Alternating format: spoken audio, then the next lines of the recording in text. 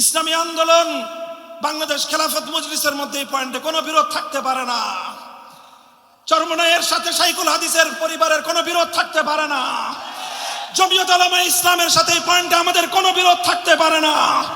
নিজামে ইসলামের সাথে কোনো বিরোধ থাকতে পারে না। হাতে হাত রেখে রক্ত দিয়ে যেভাবে আমরা এই জমিনে আমাদের মালিকানা কায়েম করেছি, আমাদের ভাইরা শাহাদাতের রক্ত দিয়ে কাফনের কাপড় পরে তারা যেভাবে কবরে গিয়ে শুয়ে আছে, ঠিক সেভাবে প্রয়োজনে আবার কাফনের কাপড় দিয়ে পাগড়ি বাঁধতে হবে। এরপরেও আমাদের অধিকার ছিনিয়ে আনতেই হবে, ছিনিয়ে আনতেই হবে ইনশাআল্লাহ। ঐতিহ্যবাহী এই ধূপখোলা মাঠে আয়োজিত আজকের এই আজিমুশান সিরাতুন নবী সম্মেলনের বিপুল পরিমাণ ধর্মপ্রাণ মুসলমান ভাই ও বন্ধুগণ, পুরাতন ঢাকার আমার প্রাণপ্রিয় এলাকাবাসী, আমাদের সভাপতি সাহেব বলেছেন আজকের এই আয়োজন এটা গতানুগতিক মাহফিল না। একটা মাহফিলে 2-3 জন আলোচক আলোচনা করেন, মাহফিল ওয়াজ করেন, বয়ান করেন। আজকের এই সম্মেলনটা এটা অনেক বাংলাদেশের সকল হালকার শীর্ষ উলামায়ে কেরামের প্রতিনিধিত্বশীল আলেমদের একটা মিলন মেলা, এবং এর মাধ্যমে আমরা এখান থেকে প্রতি বছর জাতির কাছে আমরা গুরুত্বপূর্ণ কিছু বার্তা এবং মেসেজ দিয়ে থাকি। আমাদের নানান রং থাকে, নানান অবস্থান থাকে, কিন্তু আমরা কিছু কিছু মঞ্চে এসে ঐক্যবদ্ধ হই এবং এর মাধ্যমে আমরা সকলকে একটা বার্তা দেই যে আমরা আমাদের মৌলিক দ্বীন এবং ঈমানের প্রশ্নে আমরা ঐক্যবদ্ধ আছি। তো আমি একটা বিশেষ কথা বলবো। আস্তে আস্তে কোরআনে কারীমের যে আয়াতটুকু আমি তেলাওয়াত করেছি সূরাতুল ফাতাহ থেকে, সেই আয়াতকে সামনে রেখে একটা কথা বলবো। সেই কথাটা বলার যে মূল কারণ সেটা আমি একটু আগে বলি। বেশ অনেক বছর আগের ঘটনা মনে পড়তেছে আমার, সম্ভবত 2006-07 দিকে পীর সাহেব মরহুম চরমনাই রহমতুল্লাহ আলাই, ফজলুল করিম রহমতুল্লাহ আলাইহের যখন ইন্তেকাল হলো, তো আমি আমার আব্বাজান শাইখুল হাদিস রহমতুল্লাহ আলাই সহ হযরত চরমনাই পীর সাহেব হুজুরের জানাজায় শরীক হওয়ার জন্য ঢাকা থেকে বরিশাল গেলাম। একেবারেই রাতের বেলায় ইন্তেকাল হয়েছে, উপস্থিত ছিল লঞ্চ তখন সদরঘাটে, শায়েখকে নিয়ে আমরা রওনা হয়ে গেলাম এবং পরের দিন সকালবেলায় জানাজা হলো, সেই জানাজায়ও শরীক হলাম আলহামদুলিল্লাহ। তো সেই জানাজায় পীর সাহেব হুজুর চরমনাই রহমতুল্লাহ আলাইহির একজন বিআই, খুব সম্ভবত আমাদের সৈয়দ ইসহাক মোহাম্মদ আবুল খায়ের ভাই যে আছেন ওনার শ্বশুর, উনি আবার তবলিগ জামাতের একজন মুরব্বী, আমার নামটা এই মুহূর্তে ইয়াদ নেই, মুজাম্মেল সাহেব। তো ওনার বিয়ের জানাজায় শরীক হওয়ার জন্য উনিও তশরিফ এনেছেন। তো জানাজার আগে যারা যারা উপস্থিত হয়েছেন সবাই 2-4 কথা বলতেছেন। তো মুজাম্মেল সাহেবকেও বয়ান করার জন্য মাইকে নাম ঘোষণা করা হলো, তো উনিও কিছু কথা বললেন। তো যেহেতু তবলিগের মুনাসাবাতে তবলিগের একজন মুরব্বী, তো উনি পীর সাহেব হুজুর সম্পর্কে 1-2টা কথা বললেন, আর 2-4 মিনিট যা বললেন তার সার কথা হলো এই যে ভাই আল্লাহর রাস্তায় বের হইতে হবে, চিল্লা দিতে হবে। উনি কথাই এটা বললেন যে দেখেন, আমি হলাম তবলিগের মানুষ, আমরা এই সমস্ত মজমায় কথা বলি না, কথা বলার কোনো সময় সুযোগ পাইলে আমরা ওই চিল্লার কথাই বলি। কাজে আপনারা সবাই যারা আছেন চরমনাইতে আসছেন, আগামীতে আপনারা সবাই আল্লাহর রাস্তায় চিল্লায় বের হবেন। তো কথাটা আমার কাছে খুব পছন্দ হয়েছে। তো যেখানেই আমরা যাই আমাদের প্রত্যেকের এক একটা খাস মিশন থাকে।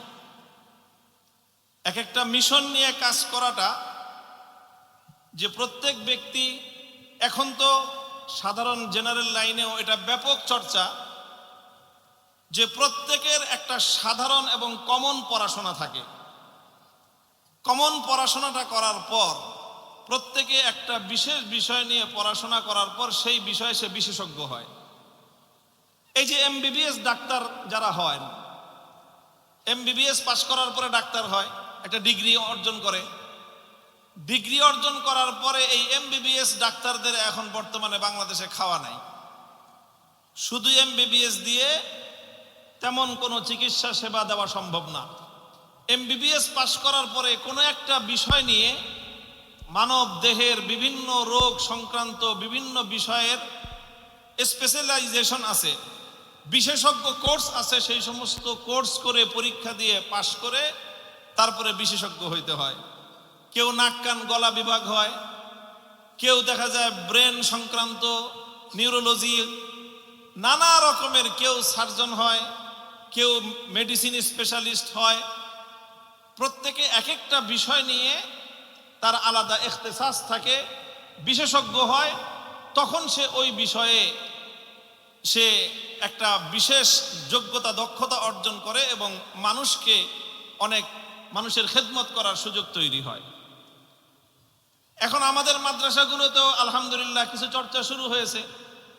দাওরায়ে হাদিস পাশ করলেই শুধু হয় না, কেউ ফিকহ ইফতা নিয়ে পড়াশোনা করে এই বিষয়ে মাহের হয়, কেউ উলুমুল হাদিস নিয়ে পড়াশোনা করে হাদিসের উপর দক্ষতা এবং বিশেষ ব্যুৎপত্তি অর্জন করে, কেউ তাফসীরের উপর পড়াশোনা করে বিশেষ ব্যুৎপত্তি অর্জন করে, কেউ আদব আরবি সাহিত্য নিয়ে পড়াশোনা করে ব্যুৎপত্তি এবং বিশেষজ্ঞ পর্যায়ের জ্ঞান অর্জন করে। আরও নানা বিষয় আছে। এটা যেরকম জ্ঞানের ক্ষেত্রে ইসলামের যে বহুমুখী খেদমত আছে, সেই বহুমুখী খেদমতগুলোকেও আমরা ওলামায়ে কেরাম উম্মতের স্বার্থে এবং ইসলামের প্রয়োজনে এইরকম বিভিন্ন স্পেশালাইজেশন করে এগুলোকে তাকসিমে কার, কর্মবন্টনের আওতায় আমরা ভাগ করে নিয়ে আমাদের কিছু মানুষ দাওয়াত এবং তবলিগের মেহনত করেন, কিছু মানুষ ইসলাহি এবং খানকাহি মেহনত করেন, কিছু মানুষ ছাত্র গড়ার জন্য মাদ্রাসাগুলোতে একেবারে মাদ্রাসার গৃহ অভ্যন্তরে তারা পড়ে থাকেন, ছাত্রদেরকে নিয়ে সারা জীবন নাহু সরফের মেহনত করেন। এইরকম নানা ধরনের বিভিন্ন ধরনের মেহনত হয়। তো বিভিন্ন রকমের মেহনতে কুদরতিভাবে আল্লাহ পাক রব্বুল আলামিন আমার তাকসিমে একটা জিনিস ফালায়া দিছেন, সেটা হলো উম্মতের ইসলামের সিয়াসি এবং রাজনৈতিক বিষয় নিয়ে একটু মেহনত করার এবং কিছু কাজ করার ক্ষেত্র আল্লাহ আমাকে দান করেছেন। তো হযরত মাওলানা মুজাম্মেল সাহেবের উসুল মোতাবেক আমাকে যাই বলতে বলবেন, ঘুরে ঘেরে আমি ঘুরে সব কিছুর ভিতর দিয়ে কিন্তু আমি রাজনীতি পর্যন্ত আসব। এখন এটা আপনাদের কারো কাছে পছন্দ হোক বা না হোক, আমি মনে করি এটা আমার জিম্মাদারি এবং আমার ফরিজা যে এই উম্মতের কাছে তাদের রাজনৈতিক আমানতগুলো কোরআন এবং হাদিসের থেকে তাদের রাজনৈতিক জিম্মাদারি এই উম্মতের উলামায়ে কেরামের কাছ পর্যন্ত তুলে ধরাটা এটা আমার বিশেষ দায়িত্ব। এটা হলো একটা কথা। এই জন্য দেখবেন আমি অনেক কিছু বলি, আলোচনা করি, বয়ান করি, সব কিছুর পরে এই বিষয়ে আমার পক্ষ থেকে একটা বার্তা থাকে। সেই বার্তাটা কখনো আমি সরাহাতান বলি, একেবারে স্পষ্ট ভাষায় বলি, অনেক সময় সরাহাতান বলি না, কেনায়াতান বলি। আল্লাহ পাক রব্বুল আলামিন আমাদের উম্মতের উলামায়ে কেরামের এই সর্বব্যাপী বহুমুখী খেদমতকে আল্লাহ পাক এক মোহনায় এনে একত্রিত করে এই উম্মতের বৃহত্তর কল্যাণ সাধন করার তৌফিক আমাদেরকে দান করেন। আমি পবিত্র কোরআনে কারীমের সূরাতুল ফাতহের যে আয়াতটা তেলাওয়াত করেছি আমি, লাকাদ রাদিয়াল্লাহু আনিল মুমিনিনা ইয ইউবাইউনাকা তাহতাশ শাজারাতি ফাআলিমা মা ফি কুলুবিহিম ফাআনজালাস সাকিনাতা আলাইহিম ওয়া আসাবাহুম ফাতহান করিবা। এটা তো বায়াতের রিজওয়ান সম্পর্কে নাজিল হয়েছে। এই আয়াত বায়াতের রিজওয়ান ইসলামী ইতিহাসের এক উজ্জ্বল পাতার নাম হলো বায়াতে রিদওয়ান। সিরাতুন নবীর একটা জলজল দেদীপ্যমান একটা সফহার নাম হলো বায়াতে রিদওয়ান। রাসূল আকরাম সাল্লাল্লাহু আলাইহি ওয়াসাল্লামের সিরাত থেকে, নবুয়তের 23 বছরের জিন্দেগি থেকে যদি উজ্জ্বল, অতি উজ্জ্বল, অত্যুজ্জ্বল কয়েকটা পাতা বের করে দেওয়ার কথা বলা হয়, তাহলে অবশ্যই 4-5টা পাতা যদি কেউ খুলতে চায়, তাহলে তার মধ্যে অন্যতম একটা পাতা হবে যেই পাতার মধ্যে বায়াতে রিদওয়ানের তারিখ এবং বায়াতে রিদওয়ানের ইতিহাস লেখা থাকবে।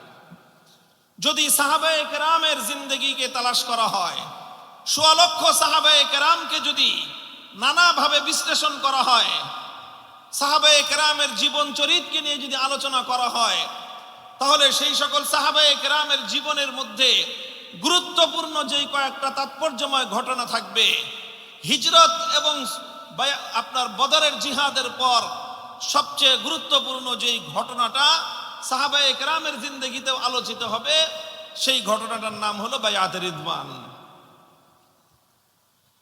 বায়াতে রিদওয়ান, সুলহুল হুদাইবিয়া, অনেকগুলি নাম আছে এই ঘটনার।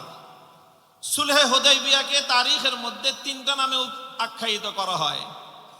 সুলহুল হুদাইবিয়া, এটা প্রথমে ছিল উমরাতুল হুদাইবিয়া, তারপরে এটার নাম হয়েছে গজওয়াতুল হুদাইবিয়া, তারপরে এটার নাম হয়েছে সুলহুল হুদাইবিয়া।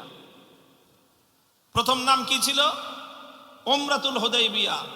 রাসূল সাল্লাল্লাহু আলাইহি ওয়াসাল্লাম মদিনা শরীফ থেকে উমরা করার জন্য ইহরাম বেঁধে হাদির জানোয়ার সাথে করে নিয়ে মক্কা শরীফে যাওয়ার জন্য বাইতুল্লাহর উদ্দেশ্যে যাত্রা শুরু করেছিলেন, এবং এই জন্য উমরার নিয়ত করেই 1400 থেকে 1500 সাহাবায়ে কেরামের নুরানি কাফেলা নিয়ে আল্লাহ নবী মক্কা অভিমুখে রওনা করেছিলেন।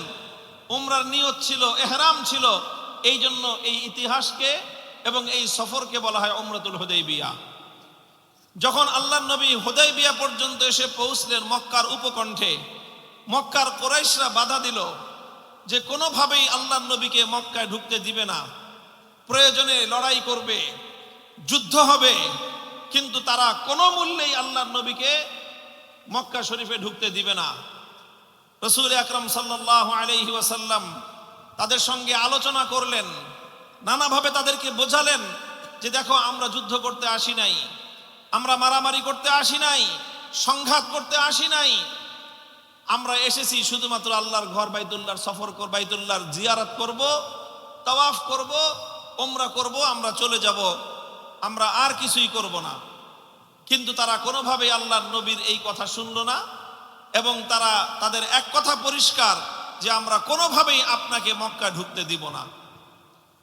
এরপরে একটা পর্যায়ে ঘটনা ঘটলো, সংবাদ আসলো রাসূল সাল্লাল্লাহু আলাইহি ওয়াসাল্লাম আলোচনার জন্য মক্কা নগরীতে কুরাইশদের সঙ্গে আলোচনার জন্য হযরত ওসমান রাদিয়াল্লাহু তাআলা আনহুকে প্রেরণ করেছিলেন।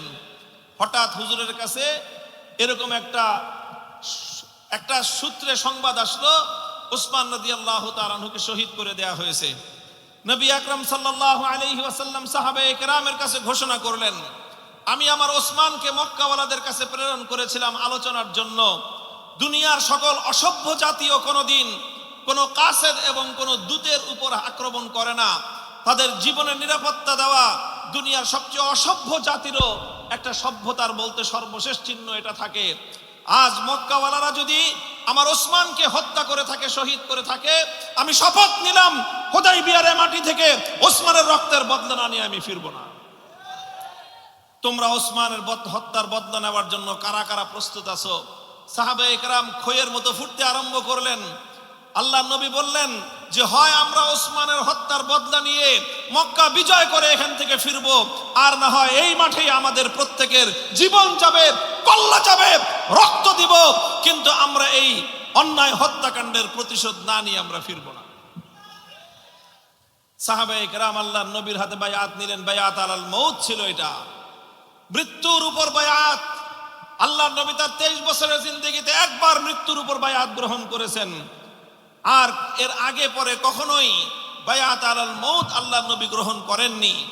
জীবন দেওয়ার জন্য বায়াত হয়েছে, অঙ্গীকার হয়েছে আল্লাহর জন্য জীবন দিবে, অঙ্গীকার হয়েছে এক ইমানদারের রক্তের বদলা নেওয়া হবে, অঙ্গীকার গ্রহণ করা হয়েছে, একজন নিরপরাধ মুসলমানকে যদি হত্যা করা হয়, সে হত্যার প্রতিশোধ গ্রহণ করার জন্য 1500 সাহাবায়ে কেরাম জীবন দেবে, রক্ত দিবে, কোন মুসলমানের রক্ত বৃথা যেতে দেবে না।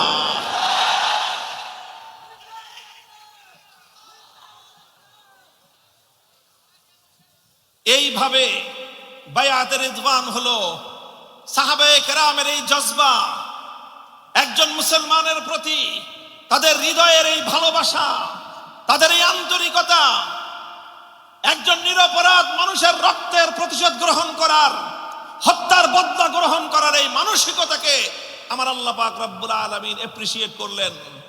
আল্লাহ শুধু সমর্থন করেছেন তাই নয়, বরং আল্লাহ পাক রব্বুল আলামিন এটাকে সর্বতোভাবে আল্লাহ পাক উৎসাহিত করলেন এবং আল্লাহ বললেন, লাকাদ রাদিয়াল্লাহু আনিল মুমিনিন ইয ইউবাইউনাকা তাহতাশ শাজারাতি। জীবন দেওয়ার জন্য যখন সাহাবীরা আপনার হাতে বায়াত গ্রহণ করেছিল, আল্লাহ বলেন যে আমি সেই বায়াতের প্রতি আমার পক্ষ থেকে আমি আমার সন্তুষ্টির ঘোষণা করলাম। এজন্য ইতিহাসের মধ্যে এই বায়াতকে বলা হয় আল্লাহর সন্তুষ্টির বায়াত। হে মুসলমান, মনে রেখো, এক একজন ইমানদারের জীবনের দাম এত বেশি, একজন মুমিনের জীবনের মূল্য এত বেশি। একজন নিরপরাধ, একজন সাধারণ মুসলমান, যে কোনো ইমানদার অন্যায়ভাবে যদি হত্যাকাণ্ডের শিকার হয়, সেই মুমিনের জীবনের দাম এত বেশি। সেই মুমিনের জীবনের নিরাপত্তা প্রতিষ্ঠার জন্যে, তার হত্যার বদলা গ্রহণ করার জন্যে, তার রক্তের প্রতিশোধ গ্রহণ করার জন্য ইমানদাররা যখন বায়াত গ্রহণ করে, শপথ গ্রহণ করে, আরশের মালিক সেই শপথের উপর তার সন্তুষ্টির এলান করে দেন। এইভাবে উমরাতুল হুদাইবিয়া এটা পরিণত হয়ে গেল একটা যুদ্ধাঙ্গদেহী পরিস্থিতিতে।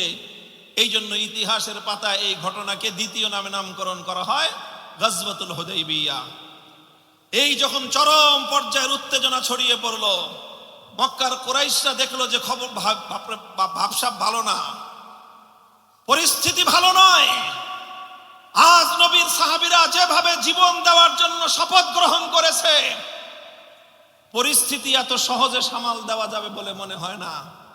তখন মক্কার লোকেরা তারাও নমনীয় হয়ে গেল যে না, ঠিক আছে, মারামারির দরকার নাই, আমরা আলোচনার মাধ্যমে সমস্যার সমাধান করব।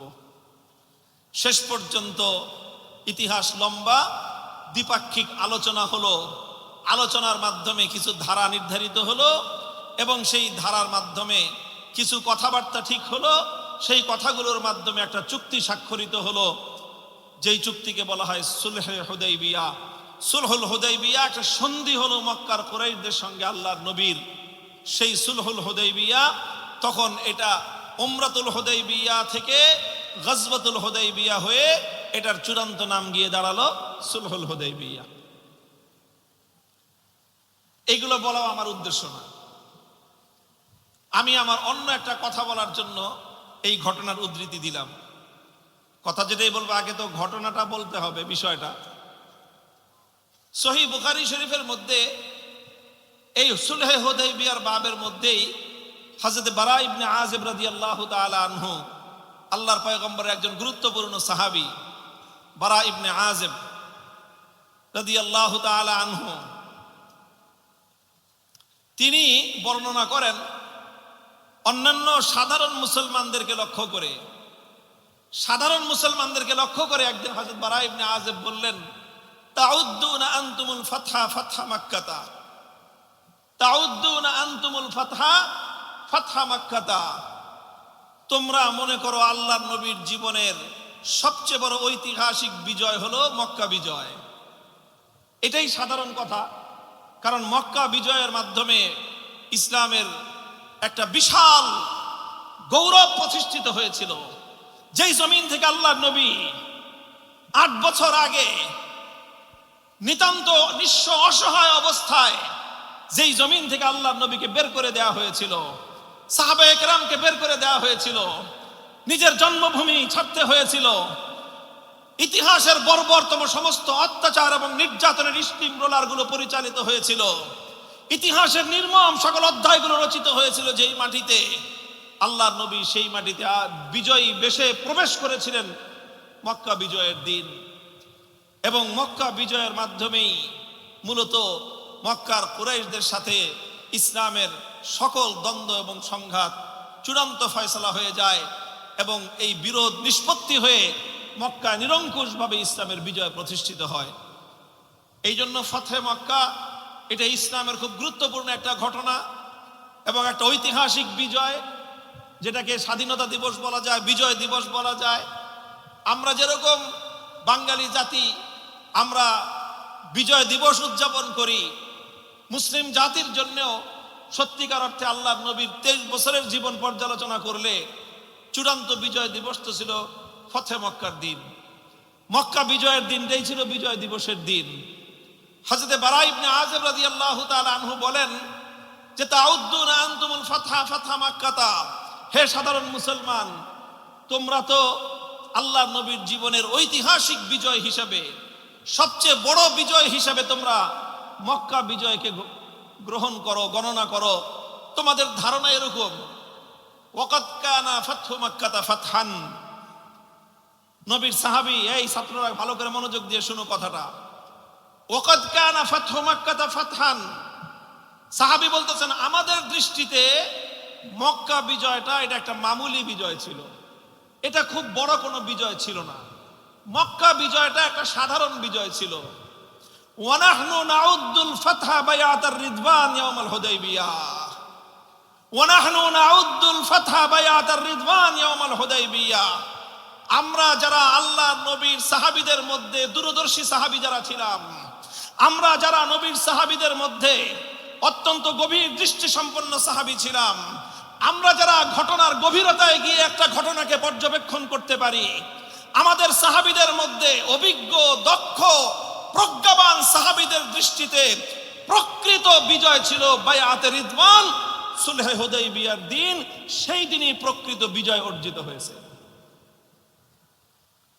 মুহতারাম হাজিরিন, আমার আজিজ তালাবা, সিরাতুন নবী বিভিন্নভাবে আলোচনা হয়, আলোচনা হবে। আজকের সিরাতের এই সম্মেলন থেকে আমি তোমাদেরকে আল্লাহর পয়গম্বরের এই সিরাতের খুব গুরুত্বপূর্ণ সূক্ষ্ম একটা বিষয়ের দিকে দৃষ্টি আকর্ষণ করছি এবং শেষে আমার পক্ষ থেকে একটা প্রস্তাব থাকবে। আমার জাতির ওলামায়ে কেরাম এবং যারা আমাদের জিম্মাদারান আকাবির ওলামায়ে কেরামকে খেতাব করে, নাম নিয়ে নিয়ে আমি খেতাব করে একটা কথা বলে যাব তোমাদের মতো তোমাদের একজন বড় ভাই হিসেবে। কথাটা শেষ পর্যন্ত শুনতে হবে মনোযোগ দিয়ে। হযরত বারা ইবনে আযিব রাদিয়াল্লাহু আনহু বলতেছেন, ওয়াকাদ কানাল ফাতহু মাক্কাতা ফাতহান ওয়া নাহনু নাউদ্দুল ফাতহা বায়াতার রিদওয়ান ইয়াউমাল হুদাইবিয়াহ। যদি আসলে সত্যিকার অর্থে গভীর দৃষ্টি দেওয়া হয়, তাৎপর্য পূর্ণ বিজয় হিসেবে চিহ্নিত করতে হয়, অন্তর্দৃষ্টি দিয়ে যদি বিশ্লেষণ করতে হয়, তাহলে বলতে হবে প্রকৃত বিজয় মক্কা বিজয়ের দিন ছিল না। প্রকৃত বিজয় রচিত হয়েছিল হুদাইবিয়ার দিন, সেই গাছের নিচে, গাছের ছায়ার তলে আল্লাহর নবী যখন বায়াতে রিদওয়ান গ্রহণ করেছিলেন, আমাদের কাছ থেকে আল্লাহর দ্বীনের জন্য জীবন উৎসর্গ করার শপথ গ্রহণ করেছিলেন। সেই শপথের মাধ্যমে হুদাইবিয়ার মাঠেই চূড়ান্ত বিজয়ের ভিত তৈরি হয়েছিল। আজ বাংলাদেশকে আমরা বলি তোমরা 36শে জুলাইকে প্রকৃত বিজয় বলো। আমি বলতে চাই প্রকৃত বিজয়ের ভিত তৈরি হয়েছিল 2013 সালের 5ই মে শাপলা চত্বরে।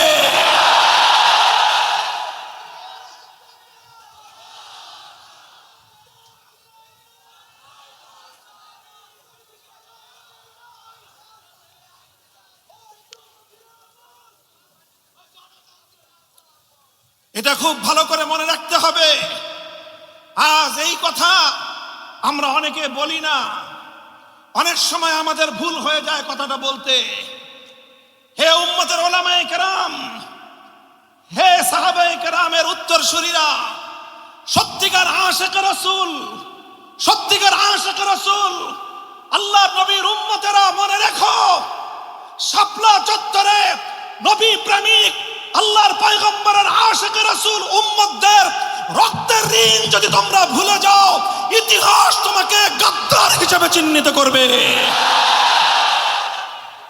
কারা আল্লাহর নবীর জন্য, কারা আল্লাহর পয়গম্বরের জন্য, কারা আল্লাহর নবীর সত্যিকার ভালোবাসার প্রেমে জীবন উৎসর্গ করতে পারে।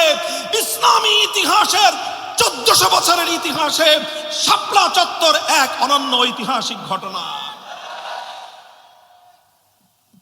আল্লাহ নবীর ইজ্জতের উপর যখন আঘাত আসে, যখন আমার নবীর ইজ্জত নিয়ে ছিনিমিনি খেলা হয়, যখন আমার নবীর পুত পবিত্র চরিত্রের উপর কালিমা লেপন করার চেষ্টা করা হয়, যখন আমার নবীর ইজ্জতের চাদর নিয়ে টানা হেচড়া করা হয়, আশিক রাসূল হিসেবে অনেকেই নিজেকে পরিচয় দিতে পারে, কিন্তু যখন আল্লাহ নবীর ইজ্জতের হেফাজতের জন্য শাহাদাতের রক্তের নজরানার প্রয়োজন হয়, তখন সেই নবীর ইজ্জতের জন্য রক্তের নজরানা কারা দিতে প্রস্তুত, শাপলা চত্বরে বাংলাদেশের উলামায়ে কওমিয়া প্রমাণ করে দিয়েছেন।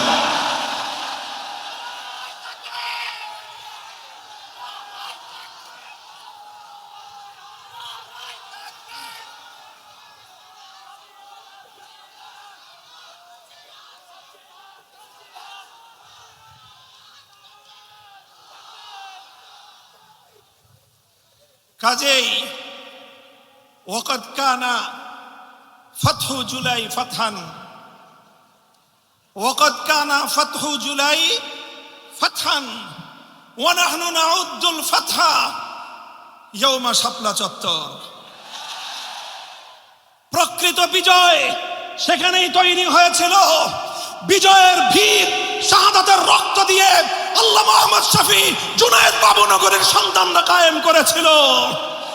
রক্ত দিয়ে শাপলা চত্বরে বিজয়ের বীজ রচনা করা হয়েছিল। সেই বীজ ফুলে ফলে সুশোভিত হয়ে এক যুগের পর 2024 সালের জুলাই মাসে আগ্নেয়গিরি হিসেবে প্রতিফলিত হয়েছিল। আজ বাংলাদেশের সরকার, জুলাই বিপ্লবের মাধ্যমে প্রতিষ্ঠিত সরকার, আপনাদেরকে বলতে চাই, শাপলা চত্বরের কথা স্মরণ করবেন, কৃতজ্ঞতা চিত্তে মনে রাখবেন। যদি শাপলার শহীদদের সঙ্গে যদি অকৃতজ্ঞতার প্রদর্শন করা হয়, শাপলার শহীদদেরকে যদি আমার বাংলাদেশের রাষ্ট্র অথবা সরকার স্বীকৃতি দিতে ব্যর্থ হয়, আমি এই সরকার এবং রাষ্ট্রযন্ত্রকে গাদ্দার বিশ্বাসঘাতক বলে আখ্যায়িত করতে চাই। আমরা জাতীয় সংসদে বলেছি এই কথা। আমার পক্ষ থেকে অ্যাসাইনমেন্ট নিয়ে আমার সংসদ সদস্য বলিষ্ঠ কণ্ঠে এই বিগত বাজেট অধিবেশনে জাতীয় সংসদে প্রস্তাব উত্থাপন করেছিল যে জুলাই শহীদদেরকে যেভাবে রাষ্ট্র সম্মাননা দিয়েছে, প্রতিটি শহীদ পরিবারের জন্য রাষ্ট্রীয়ভাবে বরাদ্দ দেওয়া হয়েছে। আমাদের কাছে বরাদ্দটা খুব বড় কোনো প্রশ্ন নয়, আমাদের কাছে স্বীকৃতি এবং মর্যাদাটাই বড় প্রশ্ন। হে বাংলাদেশ, নতুন বাংলাদেশ, 36শে জুলাই বাংলার পূর্বাকাশে যে নতুন স্বাধীনতার সূর্যের উদয় হয়েছে, মনে রেখো এই স্বাধীনতার সূর্য শুধুমাত্র 24 জুলাই বিপ্লবের মাধ্যমে হয় নাই। এই স্বাধীনতার সূর্য রক্তিম হওয়ার জন্য, এই স্বাধীনতার সূর্য লাল হওয়ার জন্য সর্বপ্রথম যেই রক্তের ফোঁটা আল্লাহর জমিনে পতিত হয়েছে, সেটা ছিল আশিক রাসূল হেফাজতে ইসলামের রক্ত। কাজেই আজও পর্যন্ত বাংলাদেশের রাষ্ট্র, আজও পর্যন্ত বাংলাদেশের সরকার শাপলার সেই শহীদদেরকে এখনো পর্যন্ত যথাযোগ্য সম্মান মর্যাদা দিতে পারে নাই। জাতি হিসেবে এটা আমাদের জন্য লজ্জার বিষয়।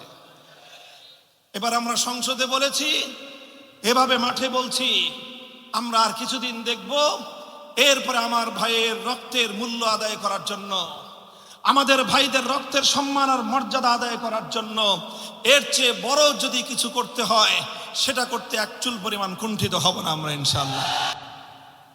কাজেই যতবার জুলাইয়ের কথা আসবে, ততবার শাপলা থেকে শুরু করতে হবে।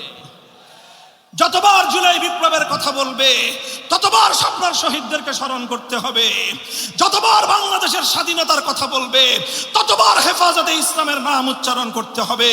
যতবার ফ্যাসিবাদের বিরুদ্ধে কথা বলবে ততবার শহীদে ইসলাম আল্লামা জুনায়েদ বাবুনগরীর নাম উচ্চারণ করতে হবে, আল্লামা আহমদ শফীর নাম বলতে হবে। হে জাতি, হে বাংলাদেশের ফ্যাসিবাদ পরবর্তী এই স্বাধীন বাংলাদেশের নাগরিকরা, আল্লামা আহমদ শফীর কৃতজ্ঞতা যদি তোমরা স্বীকার না করো, আল্লামা জুনায়েদ বাবুনগরীর সংগ্রামী ভূমিকাকে যদি তোমরা ভুলে যাও, আল্লাহর কসম জাতি হিসাবে তোমরা কোনোদিন কৃতজ্ঞ জাতি হিসাবে পরিচয় দিতে পারবে না। এটা হলো আমার একটা বার্তা। আমি দাবি করি জুলাই আমাদের লড়াই। আমি বই লিখেছি জুলাই কেন আমাদের লড়াই।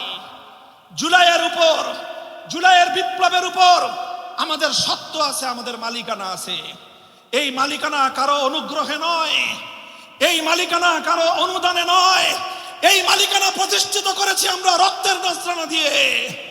এই মালিকানা আমরা প্রতিষ্ঠিত করেছি আমাদের জীবন বিপন্ন করে। এই মালিকানা আমরা প্রতিষ্ঠিত করেছি দিনের পর রাত, রাতের পর দিন কারাগারের অন্ধকার কুঠুরিতে দিন গুজরান করে। এই মালিকানা আমরা প্রতিষ্ঠিত করেছি স্বৈরাচারী লেডি ফেরাউনের চোখের উপর চোখ রেখে কথা বলে। এই মালিকানা আমরা প্রতিষ্ঠিত করেছি স্বৈরাচারী জালিম ইতিহাসের কুখ্যাত বর্বর শাসকের হুমকি আর ধমকিকে উপেক্ষা করে। কেউ যদি আমাদের এই মালিকানাকে দুর্বল করে দিতে চান, যদি তিনি আমার ঘরানার হন, আত্মঘাতী চিন্তা করতেছেন। তিনি যদি আমাদের অন্য ঘরানার হন, ষড়যন্ত্রে লিপ্ত হয়েছেন। ষড়যন্ত্রকারীরাও হুঁশিয়ার হয়ে যান। যারা আত্মঘাতী চিন্তা করেন, আপনারা আর একটু সচেতন হন। এভাবে জুলাই পর্যন্ত আসতে যতগুলো রক্তের দরিয়া পার হতে হয়েছে, জুলাই একদিনে তৈরি হয় নাই, ফ্যাসিবাদ একদিনে বিদায় হয় নাই। এই আধিপত্যবাদী জগদ্দল পাথরের মতো চেপে বসা ইসলাম বিরোধী মূর্তি প্রতীকের শক্তি এমনিতেই জমিন থেকে বিদায় হয় নাই। একটার পর একটা রক্তের দরিয়া পার হতে হয়েছে। প্রথম রক্তের দরিয়া পার হয়েছে শাপলা চত্বরের বীর শহীদানরা। এরপরে রক্তের দরিয়া পার হয়েছে 2021 সালের মোদী বিরোধী আন্দোলনের হেফাজতের কর্মীরা। চূড়ান্ত লড়াই হয়েছিল 2024-এর জুলাই মাসে। সেই জুলাই মাসেও এদেশের আজাদির সন্তান হিসেবে এদেশের আলেম সমাজ, কওমি মাদ্রাসার সন্তানদের যে অবদান স্বর্ণাক্ষরে লিখে রাখতে বাধ্য হবে ইতিহাস। মোহতারাম হাজিরিন, কাজেই আজ নতুন বাংলাদেশ বিনির্মাণে, নতুন বাংলাদেশ তৈরির ক্ষেত্রে যে আলাপ, যে আলোচনা, আমরা তার অন্যতম স্টেক হোল্ডার। আমাদেরকে বাদ দিয়ে নতুন বাংলাদেশের আলাপ আলোচনা কশ্চিনকালেও গ্রহণযোগ্য হতে পারে না। মনে রাখতে হবে এই কথা। হে আমার সন্তানেরা, সিংহ শার্দুলেরা, মনে রেখো, রাষ্ট্রের উপর তোমার অধিকার কেউ তোমাকে করুণা করে দেবে না। তোমাকে তোমার অধিকার এভাবে আদায় করে নিতে হবে। রক্ত দিয়ে যেভাবে অধিকার প্রতিষ্ঠা করেছো, রক্ত দিয়ে যেভাবে তোমরা তোমাদের মালিকানার সত্যকে প্রতিষ্ঠা করেছো, ঠিক সেভাবে মুষ্টিবদ্ধ হাতে হুঙ্কার দিয়ে মাথা উঁচু করে দাঁড়িয়ে নিজের হিস্সা নিজেরা বুঝে নিতে হবে ইনশাআল্লাহ। এই জায়গাটায় আমি আমাদের আন্তদলীয় যত বিরোধ আছে সেই বিরোধগুলোকে মাথার উপর উঠে রাখতে বলি। এখানে আমাদের মধ্যে কোনো বিরোধ নাই। ইসলামী আন্দোলন, বাংলাদেশ খেলাফত মজলিসের মধ্যে এই পয়েন্টে কোনো বিরোধ থাকতে পারে না। চরমনাইয়ের সাথে শাইখুল হাদিসের পরিবারের কোনো বিরোধ থাকতে পারে না। জমিয়ত উলামা ইসলামের সাথে এই পয়েন্টে আমাদের কোনো বিরোধ থাকতে পারে না। নিজামে ইসলামের সাথে কোনো বিরোধ থাকতে পারে না।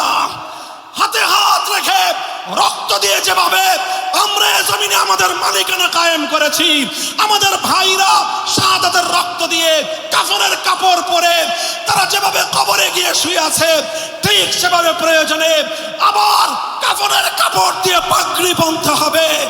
এরপরেও আমাদের অধিকার ছিনিয়ে আনতেই হবে ইনশাআল্লাহ।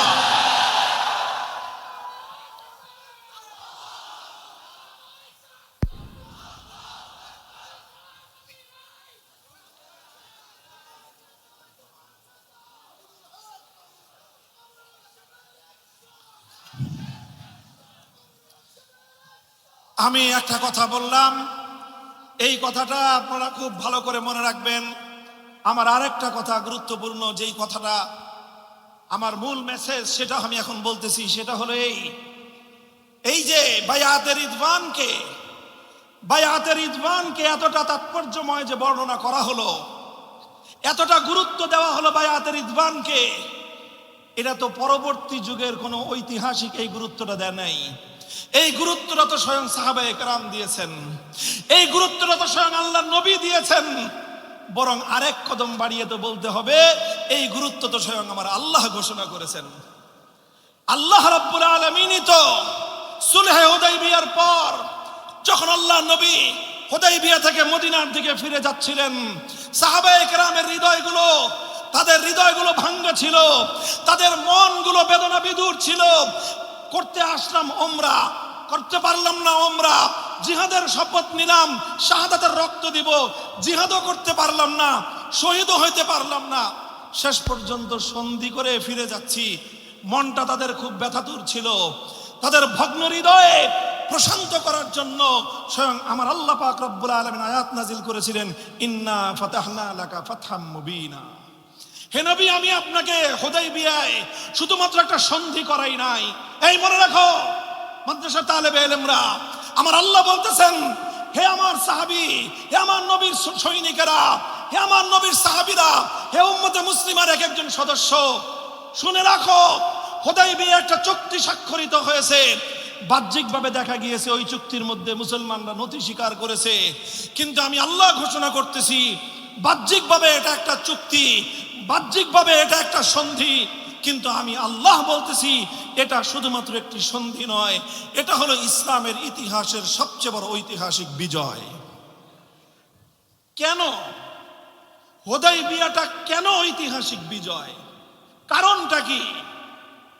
আপনারা এবার সমস্ত শুরুহাত বুখারী শরীফের যত সরা আছে, ফাথুল বারী খুলেন, উমদাতুল কারী খুলেন, শরহে মুসলিম নববী খুলেন, আজ পর্যন্ত আমাদের আকাবিরিনদের লেখা, আল্লামা শাব্বির আহমদ উসমানীর ফাথুল মুলহিম খুলেন, আল্লামা নববী খুলেন, সমস্ত হাদিসের ব্যাখ্যা গ্রন্থগুলো খুলে আপনারা এই প্রশ্ন পড়েন, কোরআনের ওই আয়াতের তাফসীর পড়েন, একেবারে প্রথম যুগ থেকে নিয়ে বর্তমান যুগ পর্যন্ত মুফাসসিরিনদের লেখা তাফসীরগুলো পড়েন। কেন আল্লাহ পাক রব্বুল আলামিন হুদাইবিয়ার সন্ধিকে এত বড় ঐতিহাসিক বিজয় হিসেবে আল্লাহ পাক কেন অভিহিত করলেন, কেন আখ্যায়িত করলেন? What is the reason? কারণটা কি? কারণ, মৌলিক যেই কারণটা, সেটা হলো এই, হুদাইবিয়ার মাধ্যমে প্রত্যক্ষ বিজয় যদিও মুসলমানদের আসে নাই, হুদাইবিয়ার মাধ্যমে মুসলমানদের রাজনৈতিক বিজয় অর্জিত হয়েছিল। কোন বিজয়? জোরে বলো, কোন বিজয়? হুদাইবিয়ার মাধ্যমে আল্লাহর নবীর রাজনৈতিক দূরদর্শিতার বিজয় অর্জিত হয়েছিল। হুদাইবিয়ার মাধ্যমে মুসলমানদের রাজনৈতিক শক্তির স্বীকৃতি পেয়েছিলেন আল্লাহর নবী। অর্থাৎ হুদাইবিয়ায় যুদ্ধের বিজয় হয় নাই, রণাঙ্গনের বিজয় হয় নাই, হুদাইবিয়ায় রাজনৈতিক বিজয় হয়েছে। রাজনৈতিক বিজয়টা কি? হুদাইবিয়ার সবচেয়ে বড় রাজনৈতিক বিজয় ছিল যেই মক্কার কুরাইশরা এতদিন পর্যন্ত ইসলাম এবং মুসলমানদেরকে কোনো শক্তি বলে স্বীকার করত না। ওরা বলতো মুহাম্মদ সাল্লাল্লাহু আলাইহি ওয়াসাল্লামের আশেপাশে কিছু বিক্ষিপ্ত মানুষ জমা হয়েছে। আরো নিকৃষ্ট ভাষায় উপেক্ষা করে, উপহাস করে তারা বলতো কিছু বাদাইম্য জমা হয়েছে। নাউজুবিল্লাহ। আপনি পড়েন হুদাইবিয়ার ইতিহাসের মধ্যে পড়েন, তারা যেই কথাগুলো বলেছিল যে আল আওবাস, আপনার চারপাশে কিছু বাদাইম্মা বেহুদা জমা হয়েছে, এগুলো 2 দিন পরে চলে যাবে, আপনি এদের জন্য নিজের গোত্রের সঙ্গে আপনি লড়াই করেন। অর্থাৎ মক্কাওয়ালারা, মক্কার কুরাইশ কায়েমি স্বার্থবাদী গোষ্ঠী, তারা মুসলমানদেরকে বাদাইম্মা হিসেবে চিহ্নিত করত। বাদাইম্মা মনে করত তারা যে একটা প্রতিষ্ঠিত রাজনৈতিক রাষ্ট্রীয় শক্তি, কোনোদিন তারা এটা স্বীকার করত না। কিন্তু যেদিন হুদাইবিয়ায় তারা চুক্তি স্বাক্ষর করলো, হাযা মা কাযানা আলাইহি মুহাম্মাদুর রাসূলুল্লাহ, হাযা মা কাযানা আলাইহি মুহাম্মদ ইবনে আব্দুল্লাহ ওয়া সুহাইল ইবনে আমরিন, এখানে তারা স্বীকৃতি দিল আর দুটি পক্ষের মধ্যে চুক্তি স্বাক্ষর হচ্ছে। এর এক পক্ষে মক্কার কুরাইশদের পক্ষ থেকে তাদের নেতা সুহাইল ইবনে আমর স্বাক্ষর করবে, অপর পক্ষে মুহাম্মদ ইবনে আব্দুল্লাহ স্বাক্ষর করবে। অর্থাৎ এই চুক্তির মাধ্যমে পৃথিবীর ইতিহাসে সর্বপ্রথম মক্কার কুরাইশরা তারা আল্লাহর নবীর নেতৃত্বাধীন মুসলিম শক্তিকে একটি রাষ্ট্রীয় রাজনৈতিক শক্তি হিসেবে স্বীকার করে নিতে বাধ্য হলো। এটাই হলো ফাতহে মুবিন, এটাই হলো ফাতহে মুবিন। আজ থেকে প্রায় 8 বছর আগে রোহিঙ্গাদেরকে যেভাবে যখন তারা উৎখাত করে দিয়েছিল, তাদের 1300 বছরের বাপদাদার বাস্তু ভিটা থেকে, আপনারা জানেন ইতিহাস দেখেন, ওই সময়কার ইতিহাসগুলি পড়ে দেখেন, আমরা বিভিন্নভাবে রোহিঙ্গা ক্যাম্পে স্বয়ং আমি নিজে দিনের পর দিন থেকে তাদের জন্য অনেক কাজ করেছি, তাদের সঙ্গে অনেক কথাবার্তা বলেছিলাম। সব কথা বলার পরে তাদের কারণগুলো যাচাই করার চেষ্টা করেছি যে কেন এভাবে তাদের সঙ্গে এই আচরণ করা হচ্ছে, কেন তাদের সঙ্গে এই নির্মমতা চলছে শতাব্দীর পর শতাব্দী ধরে। আমার কাছে যেই কারণটা মনে হয়েছে সেটা হলো রোহিঙ্গারা ওই এলাকায় অনেক কিছু করেছে, অনেক কিছু করেছে, কিন্তু আরাকানে তারা তাদের রাজনৈতিক নেতৃত্ব প্রতিষ্ঠা করতে পারে নাই। আরাকানে তারা ধর্মীয় প্রতিষ্ঠান করেছে, আরাকানে তারা বাড়িঘর করেছে, আরাকানে তারা শিক্ষা প্রতিষ্ঠান গড়ে তুলেছে, আরাকানে তারা বড় বড় খানকা গড়ে তুলেছে, অনেক কিছুই করেছিল।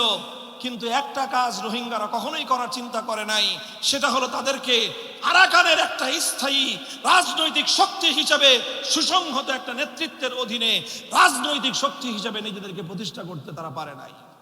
এটা আমার মনে হয়েছে, এটার উপরে আমার অনেক বিশ্লেষণ আছে, যুক্তি আছে। রোহিঙ্গা জাতি যেভাবে নিজেদের রাজনৈতিক দূরদর্শিতা প্রদর্শন করতে ব্যর্থ হওয়ার কারণে নিজেদের 1300 বছরের প্রাচীন বাপদাদার ভিটেমাটি থেকে তাদেরকে উৎখাত হতে হয়েছে। কোন কওম এবং কোন জাতি যদি নিজের মাতৃভূমিতে নিজেদের রাজনৈতিক নেতৃত্ব প্রতিষ্ঠা করতে ব্যর্থ হয়, পৃথিবীর কোন জাতি সেই দেশে তাদেরকে সম্মান দেয় না। আজ আমরা কান্নাকাটি করি, অনেক আমাদের আফসোস হয় যে আমাদেরকে মূল্যায়ন করে না, আমাদেরকে এই করে না, সেই করে না। আরে তুড়ি মারো তাদের এই সমস্ত মূল্যায়নের, নিজেদের রাজনৈতিক নেতৃত্ব প্রতিষ্ঠা করো, পায়ে ছুঁয়ে সালাম করতে বাধ্য হবে। হুদাইবিয়ার ইতিহাসের মূল কথাটা হলো এই, হুদাইবিয়ায় অনেক বড় কিছু হয়ে যায় নাই বাহ্যিক দৃষ্টিতে, আপাত দৃষ্টিতে তাৎক্ষণিকভাবে খুব বড় কোনো অর্জন ছিল না। সবচেয়ে বড় অর্জন ছিল হুদাইবিয়াতে আল্লাহ রাসূল সাল্লাল্লাহু আলাইহি ওয়াসাল্লামের নেতৃত্বাধীন মুসলিম কমিউনিটি এবং মুসলিম জনশক্তিকে তাদের সবচেয়ে বড় শত্রু, চিরশত্রু, সবচেয়ে বড় প্রতিদ্বন্দ্বী মক্কার কুরাইশরা একটা রাজনৈতিক প্রতিপক্ষ এবং রাজনৈতিক প্রতিদ্বন্দ্বী হিসেবে স্বীকার করে নিতে বাধ্য হয়েছিল। আমি এই কথাটাই বলতে চাই, আজ আমাদের আলহামদুলিল্লাহ অনেক লাইনে মেহনত আছে, অনেক লাইনে মেহনত আছে। আমি কোনোটার গুরুত্বকে অস্বীকার করি না। তালিমের মেহনত আমি বলি আরো বেশি দরকার। তালিম হলো ইসলামের শেকড়ের মতো, শেকড় ছাড়া যেরকম গাছের মূল্য নাই, এলেম ছাড়া ইসলামের মূল্য নাই, এলেম ছাড়া ইসলাম টিকতে পারে না। দাওয়াত এবং তাবলীগ অনেক জরুরত, অনেক প্রয়োজন আছে, এটা আমি সবচেয়ে বেশি ইহসাস করি। কোন একটা গাছ তার সমস্ত ডালপালাগুলো যদি ছেটে নেওয়া হয়, সেই গাছ যেমন কাউকে ছায়াও দেয় না, ফল ফুলও দিতে পারে না। দাওয়াত এবং তাবলীগের কাজ যদি বন্ধ হয়ে যায়, ইসলাম এরকম ডালপালাবিহীন এক রুক্ষ গাছে পরিণত হবে। খানকাগুলোর প্রয়োজন আছে, কারণ খানকাগুলোতে যদি ইসলাহি মেহনত না হয়, তাজকিয়ার মেহনত যদি না চলে, ইসলাম নামক গাছের শেকড়ের মধ্যে পানি সিঞ্চন করে গাছকে সজীব রাখার আর কোনো মেহনত থাকবে না। কাজী সব মেহনত চলতে হবে, সব মেহনত চলতে হবে, সব মেহনত চলতে হবে। কিন্তু নিজেদের ভবিষ্যৎ এবং মুস্তাকবেলকে সুরক্ষিত রাখতে চাইলে তোমাদেরকে রাজনৈতিক শক্তি হিসেবে নিজেদের জমিনে প্রতিষ্ঠা লাভ করতে হবে। এই জন্য আমি বলছিলাম না, নাম ধরে একটা কথা বলবো। এখন আমি আমার আকাবিরিনদের এক একজনের নামের তালিকা বলবো, নাম তেলাওয়াত করবো এক একজন হুজুরের। আমাদের সকল মুরব্বীদের, বর্তমান যে সমস্ত মুরব্বীরা এখন আমাদের মাথার উপর রহমতের ছায়া হয়ে আছেন, আল্লাহ পাক ওনাদের সকলকে দীর্ঘ নেক হায়াত তৈয়বা দান করেন। আমাদের মহিউস সুন্নাহ মাহমুদুল হাসান হাফিজাহুল্লাহ তাআলা, ফরিদাবাদ মাদ্রাসার মুহতামিম আমাদের মুরব্বী হযরত মাওলানা আব্দুল কুদ্দুস সাহেব হাফিজাহুল্লাহ তাআলা, আমার ওস্তাদ মুহতারাম হযরত মাওলানা মুফতি মনসুরুল হক সাহেব হাফিজাহুল্লাহ তাআলা ওয়া রাআহ, আমার উস্তাদ, আমার গভীর ইলমের উস্তাদ, জাতীয় মসজিদ বাইতুল মুকাররমের খতিব হযরত মাওলানা মুফতি আব্দুল মালিক হাফিজাহুল্লাহ তাআলা, আমাদের ওস্তাদ সমতুল্য বাংলাদেশের একজন মহিরুহ করিম ইবনুল করিম হযরত মাওলানা আরশাদ রহমানী হাফিজাহুল্লাহ তাআলা। এভাবে আমাদের ওস্তাদ সমতুল্য উম্মুল মাদারিস হাটহাজারী মাদ্রাসার হযরত মুহতামিম সাহেব হযরত মাওলানা খলিল আহমদ কুরাইশি হাফিজাহুল্লাহ তাআলা। এইভাবে যদি আমি নাম নিতে চাই, আমাদের আমির হেফাজত, আমি তো বলি উনি আমার আমির, শুধু আমাদের আমির নয়, উনি আমার আমির। এবং ওনার বর্তমান দিলের যে জ্বলন, ওনার হৃদয়ের যে কান্না, আমার দাবি হলো ওনার হৃদয়ের সেই কান্না আমি সবচেয়ে বেশি অনুভব করি। কারণ আমার জীবনের সবচেয়ে কঠিন সময়ে 3 বছরের হাসিনার জুলুমের জিন্দানখানায় আমি অনুভব করেছি আমার হৃদয়ে সান্ত্বনার পরশ হয়ে বুলিয়ে দিত আমির হেফাজত আল্লামা শাহ মুহিবুল্লাহ বাবুনগরীর দোয়া এবং তার স্নেহের পরশ। কাজেই আমি সেই আমার আমিরের কোনোদিন কোন নির্দেশ অমান্য আমি করি না। আমি ওনার হৃদয়ের জ্বলন এবং হৃদয়ের আকুতি বুঝেছি, এবং হৃদয়ের আকুতি বুঝে সেই আকুতি পূরণ করার জন্যই আমার জান কোরবান করার শপথ নিয়েছি। আমি সব কথাগুলো বলছি উম্মতের উলামায়ে কেরামকে লক্ষ্য করে বলছি। এই যে বড় বড় ইদারাগুলোর কথা বললাম, হাটহাজারী থেকে পটিয়া মাদ্রাসা, আমাদের যাত্রাবাড়ি মাদ্রাসা, আমাদের ফরিদাবাদ মাদ্রাসা, আমাদের জামিয়া কোরআনিয়া লালবাগ মাদ্রাসা, আমাদের এই সমস্ত ইতিহাসের একেবারে জ্বলন্ত এক একটা উজ্জ্বল নক্ষত্রের মতো জ্বলজ্বল করা তারকা প্রতিষ্ঠান, হাজার হাজার মুআল্লিম তৈরি করতেছেন আপনারা, যারা তালিমের মেহনতকে জিন্দা রেখেছে। হাজার হাজার মুবাল্লিগ তৈরি করতেছেন, সহিহ নাহজের উপর তাবলীগ চালাইতেছে। হাজার হাজার মুসলিম এবং মুজাক্কি তৈরি করতেছেন, খানকাগুলো চালাচ্ছে।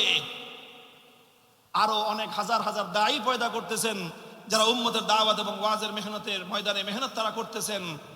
সব কিছু করতেছেন, কিন্তু আমার প্রশ্ন হলো, ফরিদাবাদ মাদ্রাসা থেকে এই পর্যন্ত কয়জন জাতীয় পর্যায়ে নেতৃত্ব দানকারী রাজনৈতিক নেতা আপনারা তৈরি করেছেন? আমার প্রশ্ন আমার বর্তমান বাংলাদেশের উলামায়ে কেরামের মুরব্বী মহিউস সুন্নাহ হাফিজাহুল্লাহর প্রতি। আপনার যাত্রাবাড়ি মাদ্রাসা বিশাল মাদ্রাসা, মুআল্লিম, মুজাক্কি, মুসলিহ, মুবাল্লিগ সব তৈরি হচ্ছে, দাঈ ওয়াইজ তৈরি হচ্ছে, মুহাক্কিক তৈরি হচ্ছে, কিন্তু জাতীয় পর্যায়ে রাজনৈতিক নেতৃত্ব দেওয়ার মতো কয়জন আপনি রাজনৈতিক নেতা তৈরি করেছেন? মুফতি মনসুরুল হক সাহেব হুজুর, আপনার মেধা যোগ্যতা সম্পর্কে সবচেয়ে বড় ওয়াকিফ আমি জানি। আপনার কাছে বিনীত প্রশ্ন যে আপনারা সব তৈরি করেছেন, আপনার জিন্দগির প্রায় 50 সালা মেহনতের মাধ্যমে কয়জন ব্যক্তি রাজনৈতিক ময়দানে নেতৃত্ব দিচ্ছে এবং আপনি তার সরপরস্তি করতেছেন? সেই বিষয়গুলি আমরা কনফিউজড।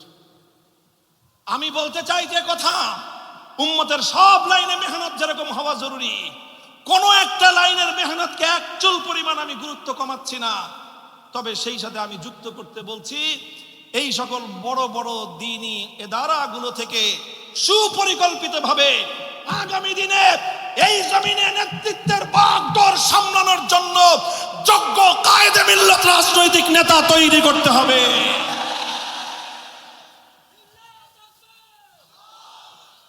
যদি আমরা সেই রাজনৈতিক নেতৃত্ব প্রতিষ্ঠা করতে পারি, ইনশাআল্লাহ এই জমিনে আমাদের তালিমের মেহনত, আমাদের তাবলীগের মেহনত, আমাদের তাজকিয়ার মেহনত, আমাদের দাওয়াতের মেহনত, এই সবগুলো মেহনত শুধুমাত্র সুরক্ষিতই থাকবে না, বরং এগুলোর পরিপূর্ণ সুফল আমরা ভোগ করতে পারবো। কারো কাছে আমাদের ধর্ণা দেওয়া লাগবে না। আল্লাহর কসম খেয়ে বলে, আজ বাংলাদেশের মাটিতে যত ধরনের জনগোষ্ঠী আছে, যত শ্রেণীর মানুষ আছে, আমাদের এই দেশের ওলামায়ে হাক্কানি, ওলামায়ে দেওবন্দীদের কাছে দ্বীন এবং মিল্লাতের জন্য অকাতরে রক্ত দেওয়ার জন্য প্রস্তুত যেই জনগোষ্ঠী আছে, সেই জনগোষ্ঠী বিএনপি, আওয়ামী লীগ, এমনকি জামাতে ইসলাম সহ কোন রাজনৈতিক দলের কাছেও এই রকম ম্যান পাওয়ার নাই।